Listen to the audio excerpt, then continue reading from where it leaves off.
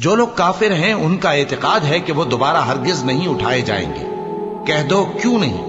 میرے پروردگار کی قسم تم ضرور اٹھائے جاؤ گے،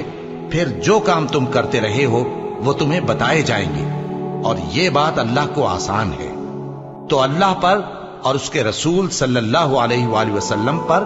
اور اس نور یعنی قرآن پر جو ہم نے نازل فرمایا ہے ایمان لاؤ، اور اللہ تمہارے سب اعمال سے خبردار ہے۔ جس دن وہ تم کو اکٹھا کرے گا یعنی حشر کے دن، وہ نقصان اٹھانے کا دن ہے، اور جو شخص اللہ پر ایمان لائے اور نیک عمل کرے وہ اس سے اس کی برائیاں دور کر دے گا اور جنت کے باغوں میں جن کے نیچے نہریں بہ رہی ہیں داخل کرے گا، وہ ہمیشہ ہمیشہ ان میں رہیں گے، یہی بڑی کامیابی ہے۔ اور جنہوں نے کفر کیا اور ہماری آیتوں کو جھٹلایا وہی اہل دوزخ ہیں کہ ہمیشہ اس میں رہیں گے، اور وہ بری جگہ ہے۔